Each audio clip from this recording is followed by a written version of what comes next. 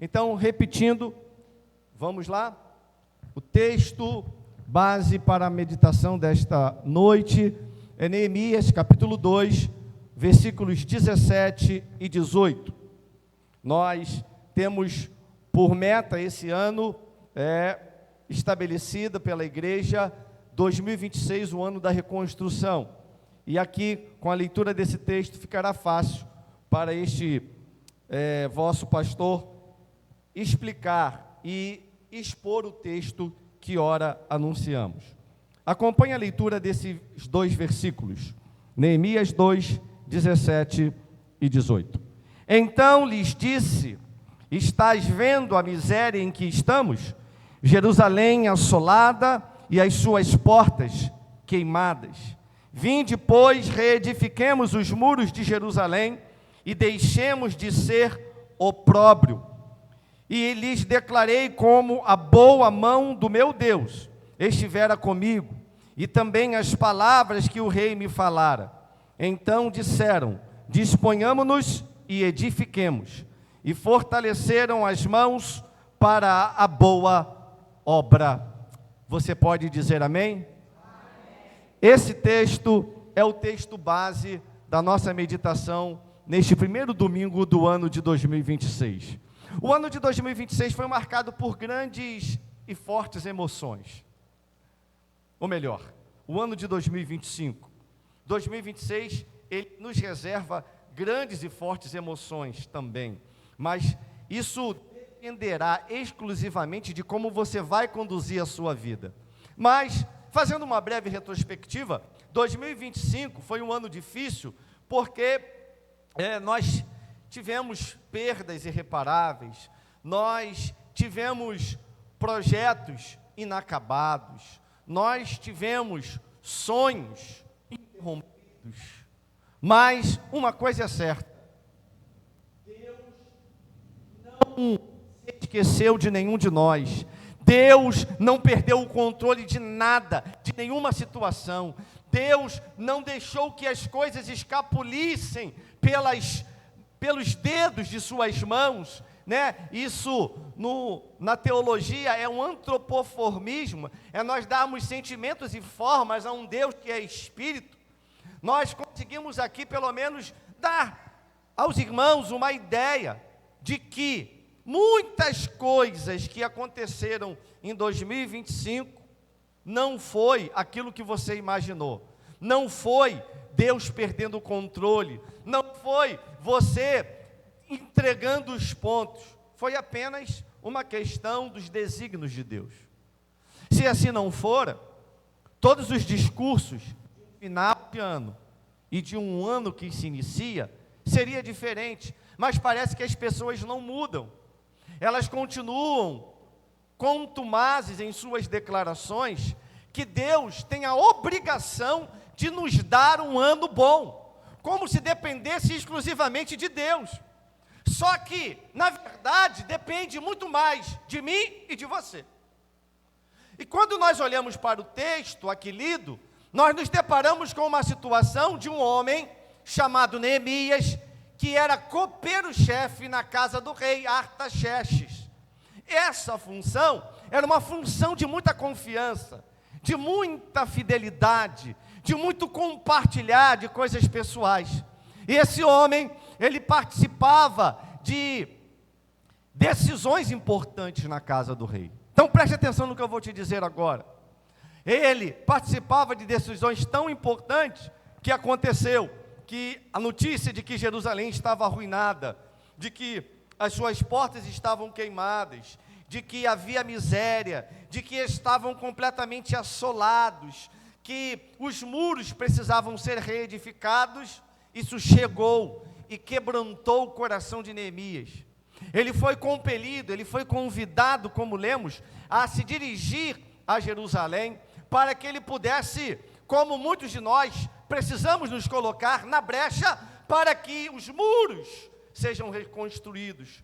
Quando a gente fala de reconstrução, a gente fala de uma estrutura, a gente pensa em uma casa talvez arruinada, um muro quebrado, mas antes que algo maior como essa reconstrução completa pudesse acontecer, pudesse ser realizável, Neemias, diante do diagnóstico, ele constatou que realmente os muros estavam quebrados, as portas estavam queimadas, a cidade estava numa miséria, e eles olham para uma cidade completamente em ruínas, eles olham para um lugar completamente desacreditado, onde eles estavam vivendo sob a vergonha, estavam vivendo sobre o opróbrio, que é sinônimo de vergonha. E ele diz assim: não, nós precisamos mudar esse quadro, nós precisamos mudar esse cenário, nós não podemos ficar envergonhados, nós somos povo de Deus, nós somos o povo que tem a chave da vitória, nós somos o povo que tem a chave para mudar a mente que está estagnada, para mudar a família que está acomodada. E quando ele se depara com essa realidade, ele começa a colocar as mãos para refazer o muro, sim ou não? Não. Ele diagnosticou, ele traçou um relatório, mas ele não começou a fazer obra alguma. Primeiro, ele começou a orar. A primeira coisa que Neemias fez foi orar, foi entender que Deus estava possibilitando a ele viver um novo tempo, como diz o texto. Eles viram que a cidade estava assolada, que as portas estavam queimadas e que eles juntos podiam sim mudar aquela sorte, mudar a vergonha daquele povo. E se nós olharmos para 2026, é o que Deus coloca diante de mim e de você. É uma convocação profética para a gente mudar de dentro para fora. É uma convocação profética para que eu e você experimentemos grandes mudanças. A primeira mudança precisa ser em nós, precisa ser do nosso coração, da nossa mente, precisa ser da nossa vida, como ele fez. Ele queria mudar, tirar todo aquele pó, toda aquela ruína, mas ele entendia que reconstruir não é apenas levantar o que caiu, era mudar a mentalidade de um povo que precisava estar de pé e acreditando que Deus podia fazer mais e melhor na vida deles. Então, reconstruir não é apenas erguer ou reerguer aquilo que caiu, mas é viver e restaurar o propósito de Deus na nossa vida. Que adiantava ter um muro construído ou reconstruído, se eles tiveram ao longo daqueles anos o propósito perdido, o propósito arruinado, ficou pelo meio do caminho? Talvez alguns dizendo: ué, Deus não está conosco, Deus não pode restaurar, Deus não pode fazer com que esse muro seja reerguido. Mas aquilo que Deus confiou a nós, Deus não vai fazer por nós. Aquilo que Deus designou aos homens que faça, Ele não fará por nós. Essa obra aqui é de Deus. Mas quem são os trabalhadores? Quem são os cooperadores? Somos nós. Não importa a tua idade, não importa a tua classe social, não importa a tua cor, não importa como você terminou o ano que se foi e como está começando 2026. Importa que, se você tiver a mesma disposição que Neemias teve, Deus pode mudar o quadro da tua história. Amém, irmãos? Tem gente viva aqui nesta noite, porque Neemias estava vivo, e ele viu que aquela vergonha não podia perdurar, ele viu que aquela vergonha não podia de forma alguma ser sustentada com um povo que era feliz. Então ele resolve encarar a realidade. Neemias de forma alguma ignorou o caos, a cidade estava um caos. Parece que hoje nós deparamos com algumas pessoas, com alguns crentes, que eles querem tampar o sol com a peneira. Está tudo mal, mas eles querem dizer que está bem. Eles querem enganar quem? Você quer enganar a quem? A primeira coisa para que Deus possa fazer uma obra completa, uma obra de restauração, é você reconhecer que precisa de ajuda, e que precisa de obra, que precisa de uma ação contundente daquele que é arquiteto, daquele que é engenheiro, daquele que é o grande criador de todas as coisas. Ele pode sim mudar esses cenários. E foi o que aconteceu. Neemias viu aquele caos, ele reconheceu. O que ele fez? Ele jejuou, ele chorou e ele buscou a face de Deus, irmãos. Repita comigo: ele jejuou, ele orou e ele chorou diante de Deus. O choro não é sinônimo de fraqueza, mas o choro, aqui nesse contexto, e na maioria deles, é um sinônimo de quebrantamento, de ouvido e de coração sensível à voz de Deus. Agora, você quer um ano de 2026 diferente, mas você não quer mudar as suas atitudes. Você quer continuar com aquela síndrome do crente Gabriela.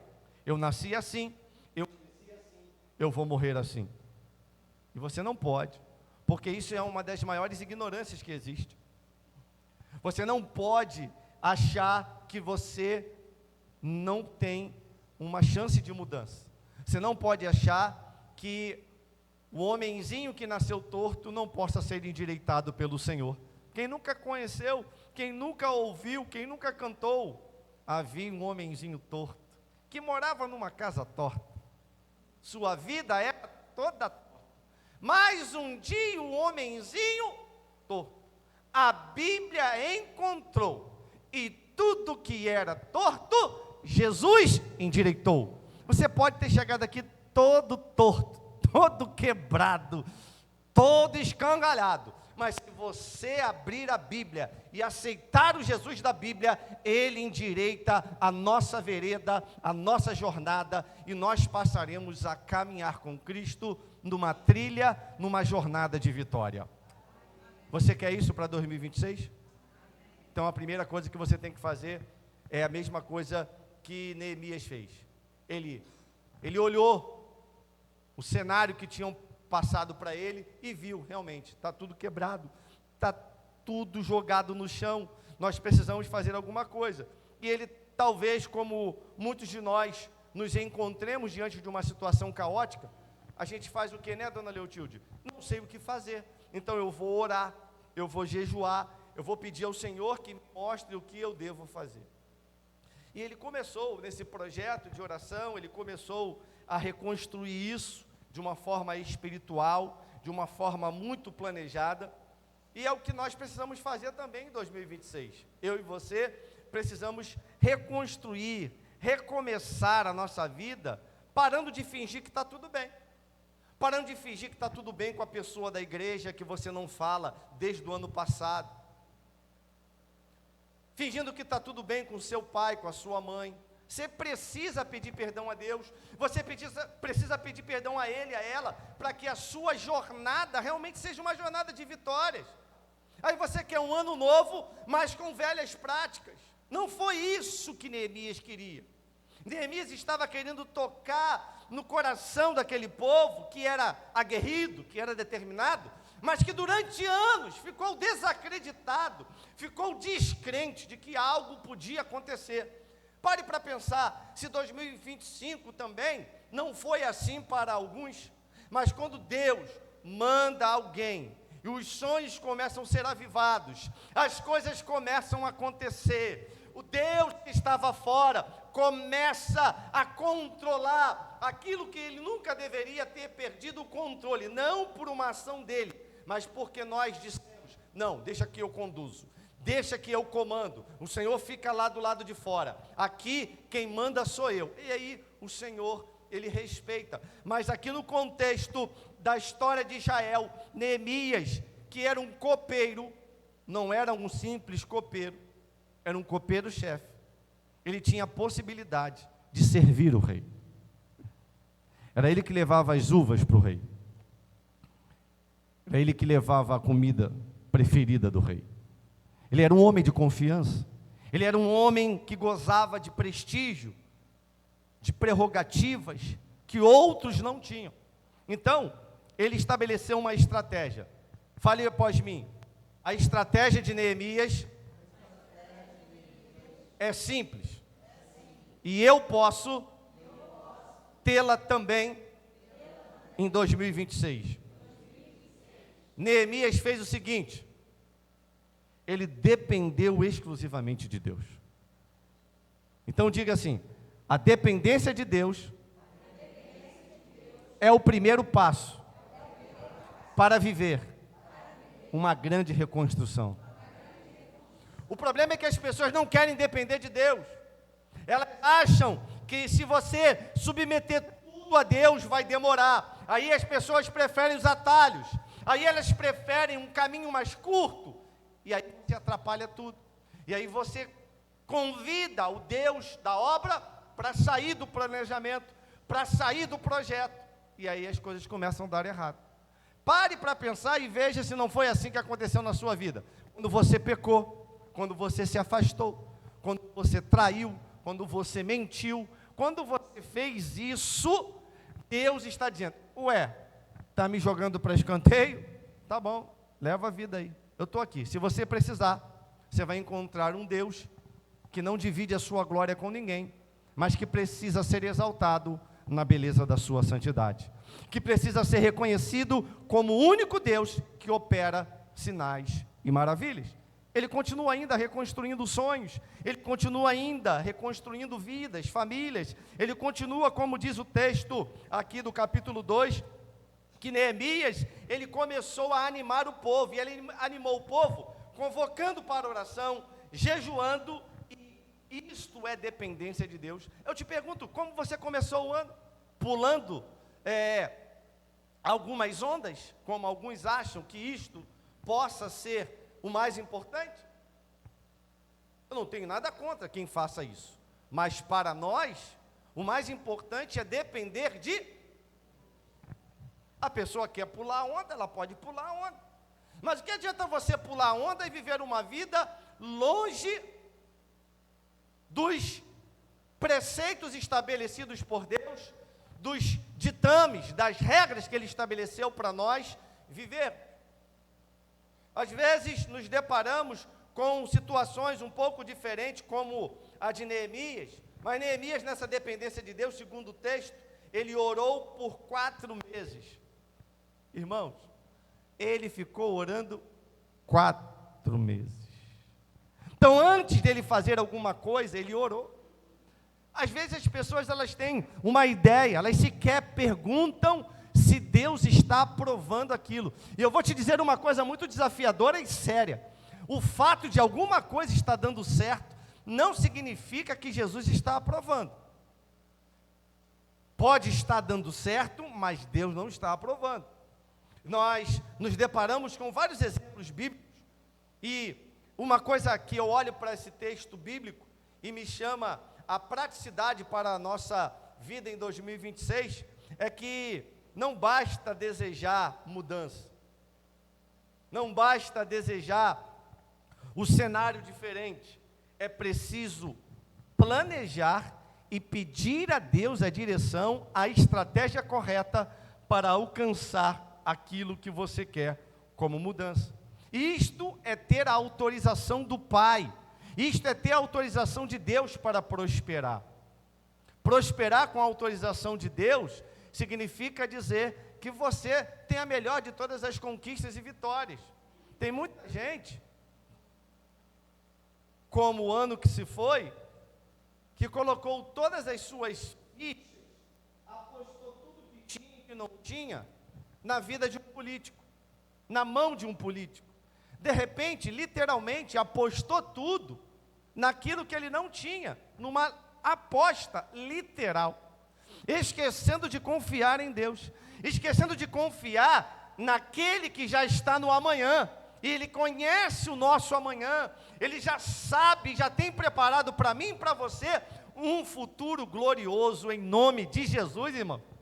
Ele já tem preparado para mim e para você, como preparou para Neemias, porque ele não apenas desejou a mudança, mas ele planejou e pediu autorização a Deus para agir. O problema é que hoje as pessoas querem agir sem a autorização de Deus. Elas querem tomar alguma atitude sem que Deus tenha dado autorização para fazer. Talvez sob uma falácia e um falso entendimento de que Deus mandou fazer algo, alguém diz: não, porque Deus está mandando. Se Deus está mandando, não haverá dúvida. Se Deus está mandando, obedeça, você e qualquer um, porque desobedecer a Deus é trazer sobre si as consequências deste teu ato. Então, se Deus fala assim, ó, fala, dá autorização, faça o que Ele mandar. A Bíblia é repleta de exemplos de exércitos, de grupos, de frações, de homem, de mulher, de discípulos que tinham uma ordem. Por exemplo, para uns que estavam para atravessar uma jornada onde tinha um rio à sua frente, diga ao povo que marche. Quando eu mandar, quando Josafá também, diante de um cenário caótico, ele começa a orar, manda o povo que pare, manda o povo que ore, manda o povo que não faça nada, porque eu vou pelejar por vós. Então, estar debaixo da autorização de Deus é obedecer a sua voz, é entender que não tem que ser do jeito que eu quero. Então, como eu ia dizendo, muitas pessoas se apressam em querer um ano de 2026, pura e simplesmente de conquistas e vitórias. Mas a nossa vida é feita só de conquistas e vitórias? Ou nós temos perdas também? Temos perdas, sim ou não, irmãos? Temos perdas. Nós precisamos aprender a lidar com essas perdas. Senão você vai ficar à busca de um evangelho onde você só ganha. Como se fosse um mimado, uma mimada, diante de um Deus que nos apresenta cenários adversos, cenários difíceis, como João no capítulo 16, verso 33, ele diz que no mundo tereis, mas tem de bom ânimo, eu venci o mundo. Ele não diz que nós só vamos ter um caminho de tranquilidade, mas ele diz que qualquer que seja o caminho, qualquer que seja o momento difícil ou o momento alegre, há uma promessa sobre aquele que é filho e filha de Deus. Ele estará conosco até a consumação dos séculos. Ele estará contigo em todos os momentos. E isso é algo insofismável, é algo que não tem preço, é algo que não tem como quantificar, porque a presença de Deus em nossa vida faz total diferença. Esses dias, já no ano de 2026, está esse negócio, chove ou não chove, chove ou não chove. Aqui em Campo Grande mesmo, nós chegamos na igreja hoje pela manhã, aí perguntamos a alguns irmãos, vem cá, aqui choveu? Não, aqui não choveu não. Antes de sair de casa, caiu um toró lá em casa. A gente mora do outro lado de Campo Grande. Aí, chegamos aqui, quando passamos aqui para o outro lado, no viaduto, estava tudo sequinho. E a Rosângela falou para mim, eu acho que aqui não choveu não. Eu falei, nem.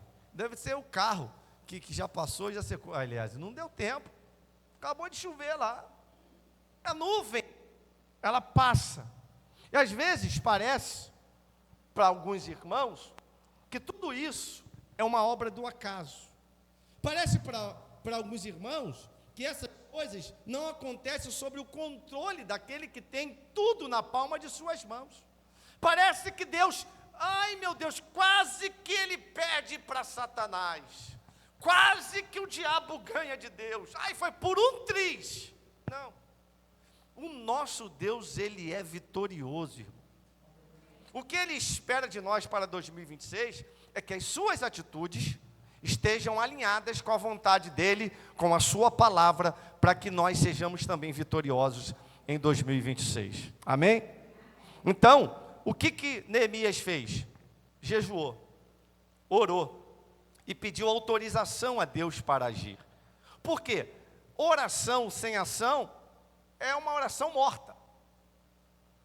A palavra oração significa que você tem fé para pedir e coragem para agir. Repita após mim: fé para pedir e coragem para agir. Quando você sabe que tem que fazer algo e não faz, você entra para o rol dos procrastinadores. E é importante que nós tenhamos coragem e paremos de procrastinar, ou seja, de ficar adiando aquilo que temos que fazer, e mudemos nossa vida, mudemos o ambiente em qual estamos inseridos, ou seja no nosso trabalho, seja na nossa casa, seja na igreja, seja no grupo que você faz parte, no futebol que você joga sábado, sei lá, aonde você estiver. Quem tem a mente de Cristo, quem já teve um novo nascimento, precisa exalar o bom perfume de Cristo Jesus e mudar o lugar onde está. Amém? Então, se a primeira coisa que o nosso amigo Neemias fez foi o diagnóstico, ou seja, ele teve coragem para ver em loco o que tinha acontecido. Ele viu que estava tudo arruinado, ele começou a orar, a jejuar e buscar a face de Deus. Depois ele pediu ao Senhor, dentro dessa dependência, autorização para agir. E em ato contínuo, pode colocar uma vírgula, depois da autorização para agir, ele falou: Senhor, me dá as estratégias corretas para poder levantar esses muros, tirar as portas queimadas, colocar o povo imbuído dessa missão. Me dá estratégia, Senhor, me dá estratégia, porque eu dependo do Senhor. Neemias orou, como eu disse, 4 meses, irmãos, e você vai ver no final dessa mensagem, o tempo que levou para que os muros pudessem ser reconstruídos. Ele orou muito mais. Se você para hoje para analisar a vida de uma igreja, as pessoas elas querem viver de eventos, elas querem viver como se a igreja fosse um local para fazer eventos. Elas não querem dedicar a vida de oração, elas não querem dedicar a vida da palavra, mas querem ter um ano diferente, quer ter um ano próspero, sem oração, sem leitura da palavra, sem devoção, sem submissão a Deus e sem dependência dEle. Nós não conseguiremos alcançar nenhuma das estratégias para a mudança. Essa mudança ela precisa ser radical. Amém? Então em 2026, não deseje apenas a mudança, mas faça isso que Neemias fez. Peça autorização a Deus para agir e peça a Ele também as estratégias para que o objetivo seja alcançado. Em último lugar, nesta noite que nós aqui estamos, eu preciso compartilhar com os irmãos algo tremendo que Deus colocou no meu coração, nesse ponto 3, porque todas as vezes que você tenta fazer uma grande obra, todas as vezes que você deseja mudar, você sempre vai se deparar com opositores. O dia que você tem uma grande ideia, seja na sua casa, na sua igreja, no seu trabalho, você fala assim: irmãos, agora nós vamos em 2026 ter grupos familiares, células, nós vamos ter aqui uma metodologia onde os jovens vão ter uma célula, os homens vão trabalhar uma célula ali, as mulheres acolá, os novos convertidos na igreja. E aí você traz uma ideia, sempre tem aquele: pastor, não vai dar certo não, isso dá certo em tal lugar, que não. Esse tipo de pessoas são os opositores. É gente que nem experimentou, é gente que nem tentou, é gente que tem muita coisa a ser resolvida consigo mesmo e com Deus, para que possa sonhar grande. Irmãos, no outro dia eu falei isso para o meu irmão Bernardo aqui, do sonho, domingo passado, e ele usou para mim a mesma frase que eu falei para a igreja: sonhar grande e sonhar pequeno dá o mesmo trabalho. Se dá o mesmo trabalho, por que não sonhar grande? Sonhe grande. Nós temos o sonho dos ar-condicionados colocados no mais rápido tempo. Hoje choveu, ontem choveu, o nosso anexo está todo coberto, telha colocada, já não chove mais dentro das nossas salas ali atrás. Isso é vitória, isso é conquista. Só que tem gente que só quer celebrar grandes conquistas. Você precisa aprender a celebrar as pequenas coisas. Você precisa aprender a não menosprezar aquelas conquistas que para você pode não ser tão grande, mas para alguém que nunca teve, como eu já vi, a possibilidade de comprar uma bicicleta e comprar, aquilo é uma grande conquista. Então, valorize as pequenas conquistas, porque Deus tem nos dado esta oportunidade para celebrar. Como eu disse, em terceiro e último lugar, o que Deus me falou é que essa oposição, ela sempre vai ser necessária. Com Neemias não foi diferente. Levantou-se nesse tempo, mas assim, eu posso dizer a vocês que pelo menos 18 anos, apareceu um tal de Tobias e Sambalate. E os caras ficaram no pé. Ficaram ali, perturbando, atrapalhando. Sabe, às vezes, o nosso sistema, às vezes, permite que algumas coisas nas nossas igrejas não sejam muito mais céleres, porque tem os legalistas, tem aqueles que querem ser estatutários e regimentais, mas estão longe de viver o evangelho verdadeiro. E a palavra de Deus fala que a letra mata, mas o espírito vivifica. São aqueles que querem ser mais reais do que a realeza, aqueles que querem ser melhor do que o próprio Jesus. E Deus nos chama a uma reflexão de que tudo isso é possível. É possível enfrentar a oposição sem você perder a sua essência. É possível enfrentar as oposições, as resistências ao inimigo, seja lá quem for, com um progresso que incomoda as pessoas. Você está aqui, quarta-feira nós vamos ter que voltar. Não vamos ter que voltar? Tem culto. Você vai chegar e vai falar: ah, não vou na igreja não porque eu estou cansado. Mas você no trabalho, cansado ou não, você tem que ir. No seu trabalho, na sua escola, cansado ou não, você tem que comparecer. E eu e você, com esse exemplo que eu vos dou, é importante que passemos a priorizar em 2026 aquilo que é importante para a nossa vida, se é estar na presença de Deus ou não. O que Neemias fez foi exatamente isso, porque os opositores, eles perdem facilmente a cabeça. Os opositores, eles mesmos começam a se degladiar. O que ele fez? Olha para a frase que está atrás de mim. Quando ele se deparou com os opositores, me ajudem aqui no tempo 3. 3.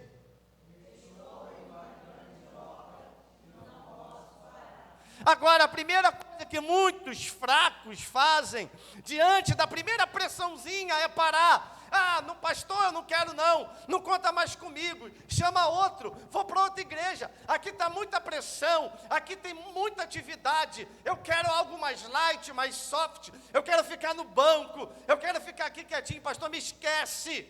Só que soldado no quartel, ou ele quer cadeia ou ele quer serviço. Eu te pergunto, o que você quer, cadeia ou serviço? Não é nenhuma pressão, mas eu tenho certeza que você vai preferir trabalho, serviço, do que ficar preso. Porque quem está preso não consegue sonhar, a não ser em ser livre, a não ser em sair do cativeiro. O que Deus está propondo para mim e para você é que essa grande obra, essa grande reconstrução que Ele quer fazer, comece no nosso interior, comece de fato e de verdade com esta frase: estou fazendo uma grande obra e não posso parar, não posso descer, não posso me envolver com essas coisas efêmeras, passageiras. Discutir com quem não carrega tijolo, eu não vou perder o meu tempo. Você já viu que quando você está fazendo alguma coisa, sempre aparecem os engenheiros de obra pronta? Com todo o respeito que eu tenho aos engenheiros, tá? Mas sempre aparece engenheiro de obra pronta. Sabe o que é engenheiro de obra pronta? Você fez o altar aqui diferente. O altar agora está com porcelanato, o púlpito de acrílico. Aí chega um obreiro, chega uma pessoa que não participou daquele processo. Aí fala: pastor, está muito bonito isso, mas se eu fosse o senhor, eu não colocava esse porcelanato não. Se eu fosse o senhor, eu mantinha aquele púlpito de madeira. Se eu fosse o senhor, eu colocava, sabe? Aí você pode ser impelido ou pressionado a responder à altura. Mas aí você conta de 1 até 10, você respira fundo, né, Luciane? Né, Luciana?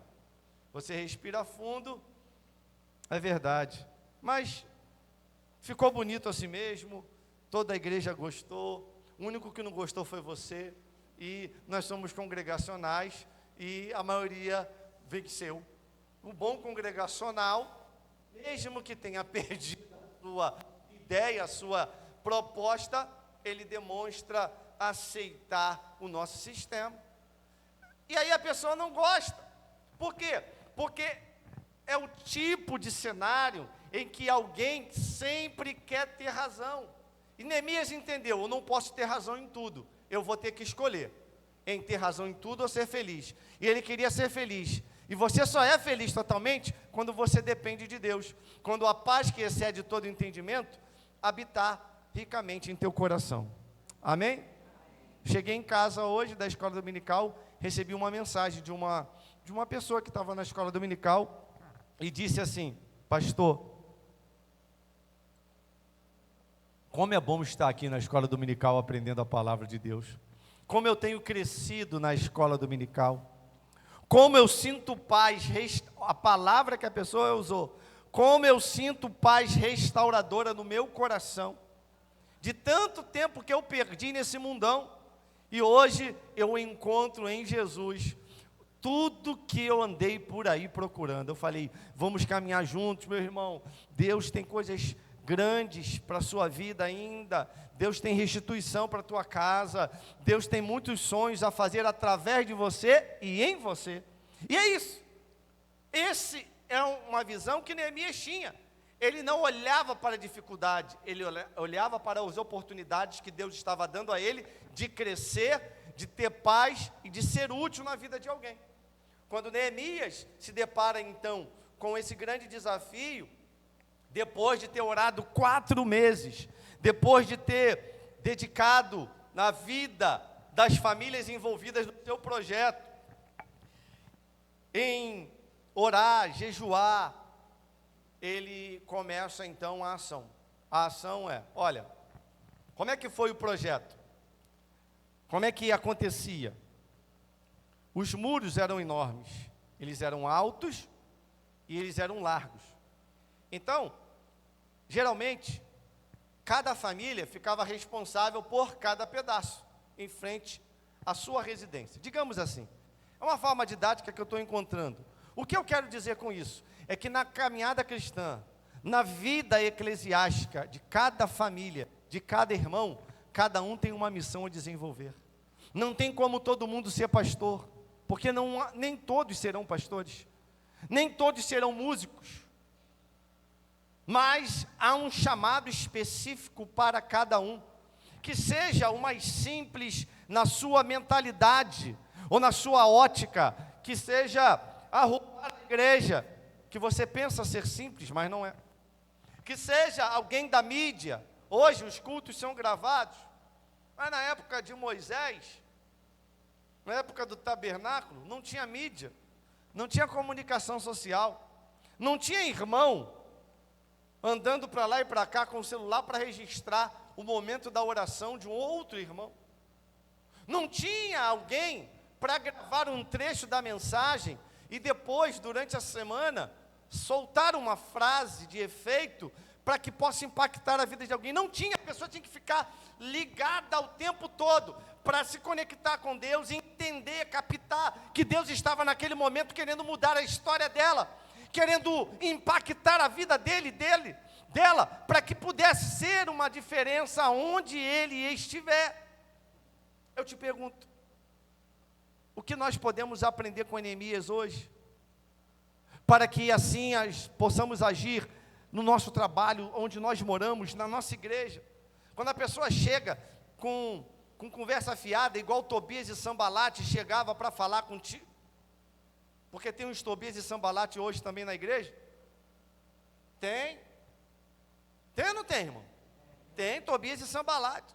Aí a pessoa chega, você está vendo? Viu? O pastor hoje falou isso. Irmão, o pastor, ele é autoridade espiritual sobre a minha vida, o que ele falou eu concordo, o irmão que está errado. Pronto, acabou com Tobias e com Sambalate. Porque o que o Tobias e Sambalate quer no meio do povo, é alguém que empreste os seus ouvidos. O povo de Israel, no passado, também foi enganado pelos jebuseus, que se vestiram de pano de saco, e entraram no meio do povo, e começaram a se vitimizar para tentar envolver o povo num cenário, numa imagem do que eles eram, sem ser. Deus não quer que você pareça, Deus quer que você seja algo ou alguém que faça a diferença aonde você estiver. E eu me encaminho para concluir, dizendo a você, que Neemias não encontrou facilidade. Depois de toda essa oposição, Neemias, ele teve foco, ele teve perseverança, porque um milagre estava prestes a acontecer.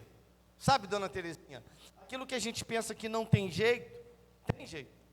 As pessoas olhavam para Jerusalém, viam portas queimadas, muros caídos, miséria, anos esquecidos, mas 4 meses foi o suficiente para alguém orar e desejar mudança. 4 meses foi o suficiente para um homem envolver outras pessoas no seu projeto. E depois desses 4 meses, virão outros tantos dias, a saber, 52 dias, segundo a Bíblia, para que os muros pudessem ser reerguidos. O milagre dos 52 dias na vida de Neemias aconteceu. O que tinha levado 120 anos, segundo a palavra de Deus, caído, foi reerguido em 52 dias. Quando eu li esse texto, eu fiquei pensando numa mensagem que eu gosto muito, eu já preguei muitas vezes, e as minhas filhas falam: pai, você já pegou mais de 10 vezes nessa mensagem. Eu vou pegar mais 10 ainda, e muito mais. Porque eu gosto da vida, da história de Obed-Edom. A Arca da Aliança tinha ficado na casa de Abinadab durante 20 anos. E nada aconteceu. Sabe por quê? Porque eles se acostumaram com a presença da arca. É como pessoas que se acostumam com a presença de Deus e já não reverenciam mais, já não adoram mais, já não tem mais o mesmo sentimento de devoção.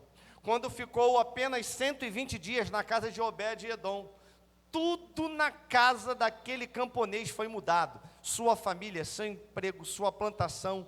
E quando o rei Davi disse que ia levar novamente a arca para Jerusalém, ele falou: olha, o senhor pode até levar a arca da minha casa, mas eu não saio mais da presença, eu não saio mais de perto da arca, porque eu quero estar com Jesus. E eu olho para esse texto e vejo que muitas das vezes o tempo de escassez, o tempo de ruína, o tempo de miséria, o tempo de vergonha, que é chamado de opróbrio na Bíblia, pode ser mudado quando alguém se dispõe a orar, jejuar e viver o milagre do Senhor na sua família, na sua igreja, no seu trabalho. Será assim o nosso ano de 2026, irmãos? Será de grandes avanços, como nunca antes visto. Deus pode fazer infinitamente mais do que pedimos e pensamos. Nós precisamos estabelecer parcerias, nós precisamos estar juntos como igreja para fazer culto ao ar livre. Tem igreja aí que não sabe nem o que é isso.